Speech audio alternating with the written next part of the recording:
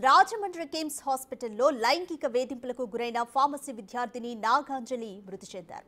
రాజమండ్రి బొల్లినేని కిమ్స్ హాస్పిటల్లో గత 12 రోజులుగా వెంటిలేటర్పై చికిత్స పొందుతున్నారు నాగాంజలి. అయితే చికిత్స అందించినా బ్రెయిన్ స్పందించకపోవడంతో ఈ తెల్లవారుజామున మృతి చెందినట్లుగా వైద్యులు నిర్ధారించారు. గత నెల 23వ తేదీన రాజమండ్రి కిమ్స్ హాస్పిటల్ ఏజీఎం దీపక్ లైంగిక వేధింపులకు తాళలేక ఎనస్థీషియాకు సంబంధించిన ఇంజెక్షన్ హెవీ డోస్ తీసుకున్నారు నాగాంజలి. ఈ తెల్లవారుజామున ఆరోగ్యం పూర్తిగా క్షీణించి మరణించినట్లుగా తెలుస్తోంది. నాగాంజలిని రాజమండ్రి ప్రభుత్వాసుపత్రిలోని మార్చురీకి తరలించనున్నట్లు పోలీసులు తెలిపారు.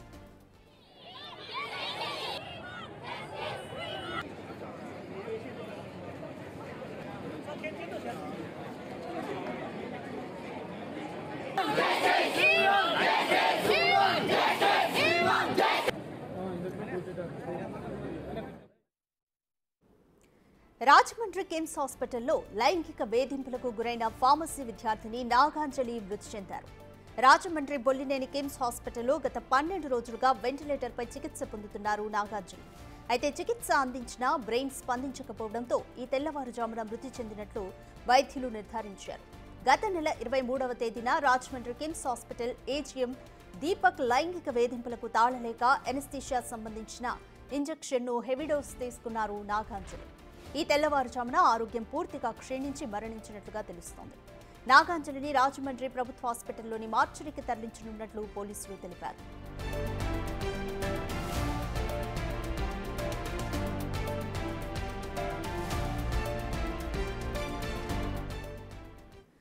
మోర్ డీటెయిల్స్ మా ప్రతినిధి శివశంకర్ రాజమండ్రి నుంచి అందిస్తారు.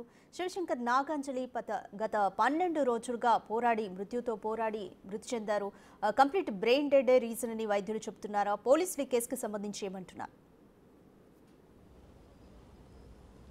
యశ్రాత్గా చూసుకున్నట్లయితే గత 12 రోజులుగా బొల్లినేని ఆసుపత్రిలో అయితే వెంటిలేటర్పై చావుతో పోరాడింది నాగాంజలి. ఫార్మసిస్ట్ ఏదైతే ఇంకొక 2 నెలల్లో విద్య అంతా కూడా చదువు అంతా కూడా ముగించుకుని ఒక డాక్టర్గా బయటికి రావాల్సిన ఆమె పూర్తిగా చూసుకున్నట్లయితే ట్రైనింగ్లో ఉండగానే ఆమె ఏజీఎం ఎవరైతే దీపక్ ఉన్నారో దీపక్ చేత లైంగిక వేధింపులకు గురైనట్టు కూడా ఆమె సూసైడ్ నోట్ 5 పేజీల సూసైడ్ నోట్ రాసుకుంది. అదేవిధంగా చూసుకున్నట్లయితే ఈరోజు ఉదయం తెల్లవారుజామున ఆమె మరణించింది. ప్రస్తుతం మనం గవర్నమెంట్ ఆసుపత్రి వద్ద ఉన్నాం. ఆమె బంధువులు కూడా పెద్ద ఎత్తున ఇక్కడికి వస్తున్న పరిస్థితి కనిపిస్తుంది. అయితే ఈ నేపథ్యంలోనే పూర్తిగా చూసుకున్నట్లయితే కేసుకు సంబంధించి నిందితుడు దీపక్ని కూడా పోలీసులు ఇప్పటికే అదుపులోకి తీసుకున్నారు.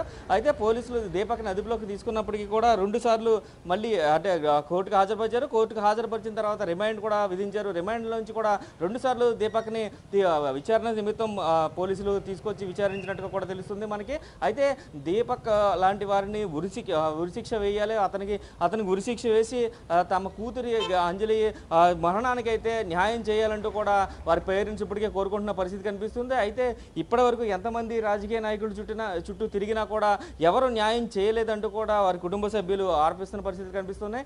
నిన్న కాక మొన్న జగన్ దగ్గరికి వెళ్ళిన జగన్ కూడా ఎటువంటి న్యాయం చేయలేదు. అదేవిధంగా ఇక్కడ ఉన్న లోకల్ లీడర్స్ కూడా న్యాయం చేయలేదంటూ కూడా వారు చెప్తున్న పరిస్థితి కనిపిస్తుంది. అయితే ఎటువంటి అవాంఛనీయ ఘటనలు జరగకుండా ఇప్పటికే పోలీసులు కూడా పెద్ద ఎత్తున మోహరించారు. గీతాంజలి ఎవరైతే గీతాంజలి ఉన్నారో ఆమె ప్రస్తుతం అయితే పోస్ట్ మార్టం చేస్తున్నారు. ప్రస్తుతం ప్రభుత్వ ఆసుపత్రి దగ్గర మనం ఉన్నాం. వారి కుటుంబ సభ్యులందరూ కూడా చూసుకోవచ్చు, మనం చెట్టు దగ్గర ధీనంగా కూర్చుని ఉన్న పరిస్థితులు కనిపిస్తున్నాయి. అయితే ఇక్కడ మనం చూసుకున్నట్లయితే నాగాంజలి విషయంలో ఏదైతే వాళ్ళ ఏజీఎం డాక్టర్ దీపక్ ఉన్నాడో డాక్టర్ దీపక్కి అనవసరంగా నేను తన కళ్ళలో పడ్డానంటూ కూడా 5 పేజీల సూసైడ్ నోట్ను కూడా రాసింది. 5 పేజీల సూసైడ్ నోట్ను రాసిన తర్వాత ఆమె ఎనస్థీషియాకి సంబంధించి ఒక నిషేధిత డ్రగ్ను ఇంజెక్ట్ చేసుకున్నట్లుగా కూడా క్లియర్గా ఆ సూసైడ్ నోట్లోనే అంటే తన డైరీలోనే పొందుపరుచుకుంది.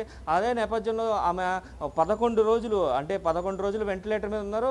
ఏదైతే ఎనస్థీషియాకి సంబంధించి హెవీ డోస్ అది కూడా నిషేధిత డ్రగ్ తీసుకుందో దానివల్ల బ్రెయిన్ డెడ్ అయిందంటూ కూడా ఇప్పటివరకు డాక్టర్లు చెప్పుకొచ్చారు. అయితే తల్లిదండ్రులు ఆందోళన చేయడంతో ప్రభుత్వం కూడా స్పందించి జిల్లా కలెక్టర్ ఆధ్వర్యంలో 2 ప్రభుత్వ వైద్యులను పెట్టి ఇద్దరు ప్రభుత్వ వైద్యుల సమక్షంలోనే నాగాంజలికి ఇప్పటి వరకు కూడా వెంటిలేటర్ మీద ఉంచారు. అయితే 11 రోజులుగా తన బ్రెయిన్ ఏదైతే రెస్పాండ్ అవ్వకుండా ఉందో అంటే ఎంత వెంటిలేటర్ మీద పెట్టినా ఏది వైద్యం చేసినా కూడా ఇప్పుడు దాకా ఆమె సంబంధించిన బ్రెయిన్ స్పందించలేదు. అయితే ఈరోజు ఉదయం బ్రెయిన్కి సంబంధించి ఉదయం హార్ట్ స్ట్రోక్ కింద వచ్చి పూర్తిగా ఆమె మరణించిన పరిస్థితులు ఇక్కడ కనిపిస్తున్నాయి. అయితే తమ కుమార్తె చావుకి న్యాయం చేయాలి, తన సూసైడ్ చేసుకోవడానికి కారణమైన వారిని ఉరికమ్మ కుటుంబం ఎక్కించాలంటూ కూడా తల్లిదండ్రులు డిమాండ్ చేస్తున్న పరిస్థితి కనిపిస్తుంది.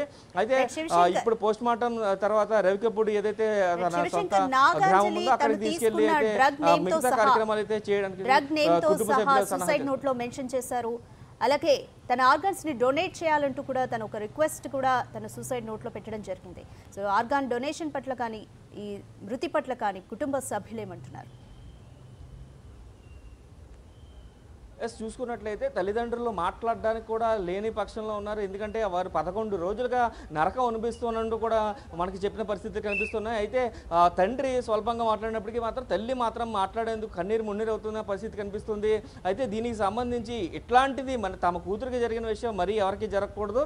తన ఆర్గాన్స్కి సంబంధించి కానీ వీటికి సంబంధించి కానీ ప్రస్తుతం అయితే కుటుంబ సభ్యులు మాట్లాడే పరిస్థితుల్లో లేరు. ప్రస్తుతం పోస్ట్ మార్టం నిమిత్తం అయితే ప్రభుత్వ ఆసుపత్రికి తరలించారు కాబట్టి ప్రస్తుతం మార్చి నుంచి పోస్ట్ మార్టం చేసిన అనంతరం కూడా ఈలోపు ఏదైనా డిసిషన్ తీసుకుంటే కనుక మళ్ళీ అప్డేట్స్ మనకు అందుతాయి. దానికి సంబంధించి అయితే ప్రస్తుతం అయితే వారు ఏం మాట్లాడట్లేదు. ఎందుకంటే 11 రోజులుగా వెంటిలేటర్ మీద ఉంది ఆమె. ఈరోజు ఉదయం స్ట్రోక్ వచ్చింది. సో ఆర్గాన్స్ కూడా ఎన్ని వర్కింగ్లో ఉన్నాయి అనేది కూడా పూర్తిగా తెలియదు. కాబట్టి దీనికి సంబంధించి వారు ఎటువంటి డిసిషన్ తీసుకుంటారని మాత్రం వేచి చూడాల్సిన పరిస్థితి కనిపిస్తుంది. రాధిక. Thank you Shivshankar.